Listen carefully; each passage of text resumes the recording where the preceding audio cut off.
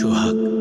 নামটা শুনলে মনে হয় খুব সাধারণ এক লোক, কিন্তু ওর মধ্যে ছিল একরাশ সরল হাসি, একরকম শান্ত ভদ্রতা যা আজকাল শহরে খুঁজে পাওয়া ভার। সোহাগ টুকাই বাবার ছেলে। বাবা সারা জীবন ময়লা স্তূপ ঘেটে ভাঙারি তুলেছে, আর ছেলে সেই পথেই হেঁটেছে। সকালবেলা কাঁধে একটা ছেঁড়া ব্যাগ নিয়ে রাস্তায় বের হয়। কারো ফেলে দেওয়া ভাঙা বোতল, মরিচা ধরা লোহার টুকরো, ছেঁড়া প্লাস্টিক, এইসবই ওর রোজগারের উপায়।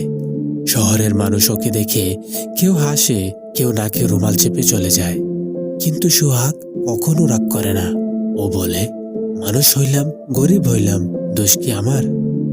বয়স 15 থেকে 16, স্কুল পড়ার সময়, আর সে তার জন্য কেউ ভাবেও না। তবুও সোহাগ হাসি খুশি। বিকেলে আমাদের গ্যারেজে এসে বসে, লুডো খেলে, গল্প করে, মাঝে মাঝে আমাদের জন্য চা এনে দেয় নিজের টাকায়। ওর চোখে যেন এক ধরনের চেরোচেনা মায়া, একলা জীবনের আড়ালে লুকোনো কোমলতা। একদিন সন্ধ্যায় তার বাবা সবার সামনে চিৎকার করে উঠল, তুই সংসারে টাকা দিস না, শুধু গ্যারেজে বসে লুডো খেলিস, তোকে মানুষ বানাইতে পারলাম না।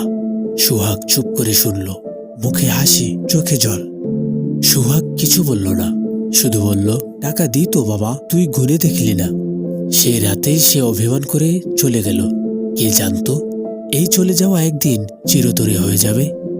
দুদিন পর খবর এলো, একদল রাজনৈতিক লোক জনসভা করছে। সেখানে টুকাই, দিনমজুর, ভিক্ষুক সবাইকে ডেকে নিয়েছে প্রোগ্রামে ভিড় বাড়ানোর জন্য।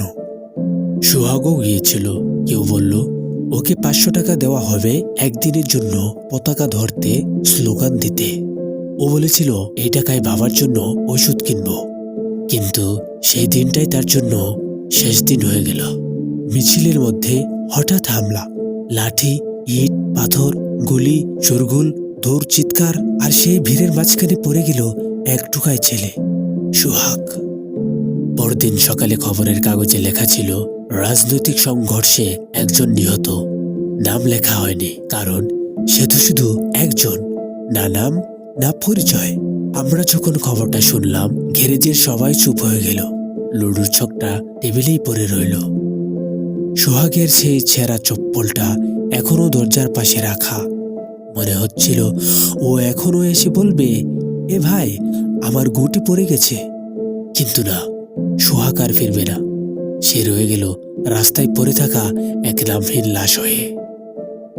একটা পতাকা ধরার দামে শেষ হয়ে গেল এক জীবন। সন্ধ্যায় আমি সোহাগের সেই হাসিটা মনে করি, যে হাসিতে কোনো দাবি ছিল না, কোনো অভিযোগ ছিল না। মনে হয় শহরের বাতাসে এখনো সেই হাসিটা ভেসে বেড়ায়, কেউ শুনে না, কেউ থামে না।